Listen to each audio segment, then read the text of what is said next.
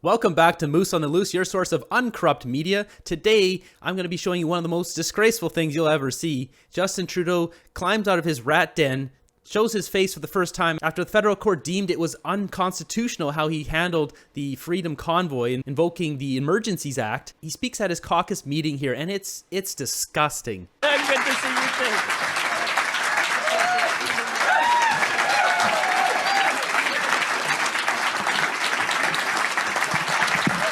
Are they applauding him because he got out of bed? What? This man was a part of something that was deemed unconstitutional at the highest court. This is a moment of shame. It's not a moment of congratulations, he got out of bed.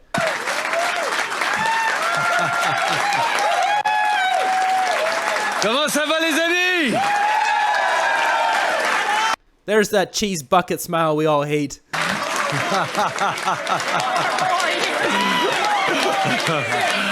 6 more years. Let's say, okay. Anyone who chants 6 more years should get 6 more years in jail. I know why you guys are in such a great mood today. Because Karina just had her baby. Yeah.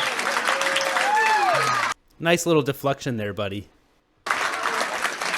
I know she's doing well, as is baby Taya, I believe, her daughter. So we're sending her both. Whoa. We shouldn't be assuming the gender of the baby now. Come on. Come on, Trudeau. Both our love, and knowing that we miss her, but knowing that she's going to miss out on all the fun we're going to have over the coming months. I went to the professional women's hockey league game last night. So we're all energized. We're all back here, and when we think about what we're doing here, let's think about those things. Let's think about those kids in the stands last night. Let's think about Karina's baby, and think about our families and our kids, and everything that pulls us together from every corner of the country to be here in Ottawa to serve Canadian families, to serve communities big and small from coast to coast to coast. That's what we're doing here. There's a lot of distractions. There's a lot of things going on around this place that... Distractions? You're talking about what you did that was publicly at the highest court deemed unconstitutional. That's a distraction. And we're doing these things because we hear what Canadians need. We're there in the communities. We're there listening to people, understanding their frustrations, their concerns, but also their hopes and dreams for the future. To serve our communities. You're here to be your community's voices and get things done to make people's lives better across the country. That's what drives us in this room. I'm not so sure about what drives folks in one of the other rooms in this town. Please, Trudeau. Please, man. Check your bank account. Check your bank account. When Pierre Poilievre spews conspiracy theories about climate change and talks down investments in workers and supply chains, and on Ukraine. And let's pause for a moment on Ukraine, because I think all of us see and understand the politics around Ukraine, unfortunately, that we're seeing here in Ottawa right now. But we have to remember why Ukraine matters.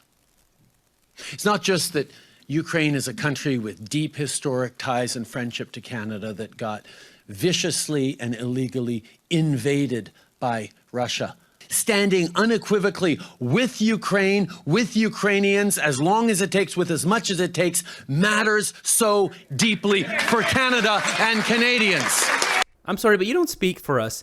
When Canadians can't even afford to heat themselves, buy food, pay for a roof over their head, the last thing we care about is Ukraine. I know it sucks. The situation sucks. But we have to think about us first. The fact that this guy has put that country before all of us, and he's using us to fund something over there, tucking all his money away in a little piggy bank over there in Ukraine for him, his little retirement fund. My very first call this year was with Volodymyr Zelensky, who wanted to know that Canada still stood with him, that Canadians still stood with him. And I told him, yes, we do.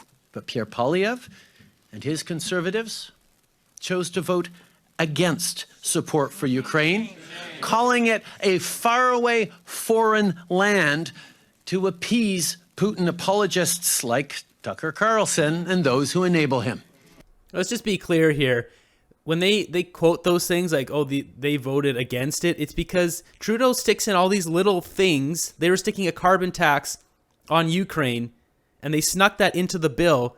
So if the bill has, say, 75 things that are great and there's 2 or 3 things there that are terrible, they vote against it. But then they just use the fact they voted against the bill to twist the language. We're not dumb, Trudeau. But while he does that, we have people like Yvonne Baker and Mark Gerritsen who are showing our Liberal government won't back down when it comes to standing up to bullies and fighting for democracy at home and around the world. Talking about democracy, let's all note that Leslyn Lewis, who dines with far-right German politicians and leads the call to withdraw Canada from the United Nations, does not speak for Canadians. She may speak for the Conservative Party of Canada, but she does not speak for Canadians. See, over the past number of by-elections, this party has been focused on making sure we get the right voices to represent their communities, to meet Canadians where they are, and to solve the challenges they're facing. Probably why our shares in the by-elections, particularly in Conservative ridings, keep going up, and Pierre Poilievre's shares keep going down, because Pierre Poilievre is focused on bringing his party further to the right, while we are focused on meeting Canadians where they are, where they need us to be for them. What a liar, man. You know full well you are plummeting in the polls. Your poll numbers have been cut in half. It's predicted right now, if there was an election, Pierre Poilievre would not only win a landslide election, it would be the biggest election win in Canadian history. So you got liar Trudeau here just doing his thing. In the course of these years, and we're eager to do even more faster because we can never stop pushing to get more things done for Canadians. And we're doing it. You know, I've, in the course of this job, spoken with an awful lot of leaders around the world and built pretty good relationships with a whole bunch of them.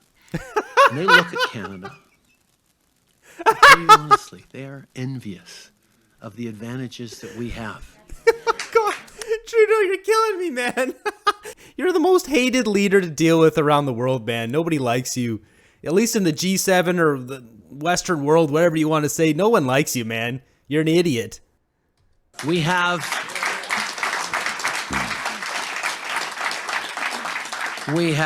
trade deals with 2/3 of the global economy. Commit ourselves to this work. Let's keep listening to Canadians. Let's renew ourselves to stay focused on what matters to Canadians. That Canada is the best country in the world, and we are going to work every day to make it even better. Merci beaucoup, mes amis.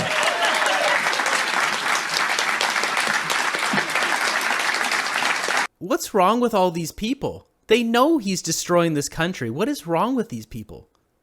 They're all just motivated by money. I bet you go through here and it's like 200, 200, 200, 300. Like they're all making tons of money. That's why they're standing there with a phony golf clap. Give me a break. This whole speech here by Trudeau is just to try to rally up the Liberals here so they don't try to oust him and get a new leader. That's all this is. This is all dog crap. Let's be honest. Let's just call it what it is. This is dog crap. Actually, that's offensive to dog crap.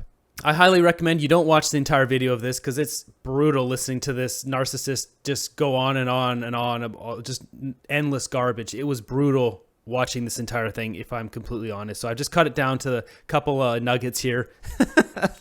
I should note here, not one mention of the Freedom Convoy, the court decision, not one mention. This is him clawing out of his rat hole, and not one mention of this big bombshell that's been dropped. Okay. That's all I got for you guys today. Stay warm, stay fed. I know it's difficult because it's so cold outside, and Trudeau's carbon taxing the hell out of us. See you in the next one.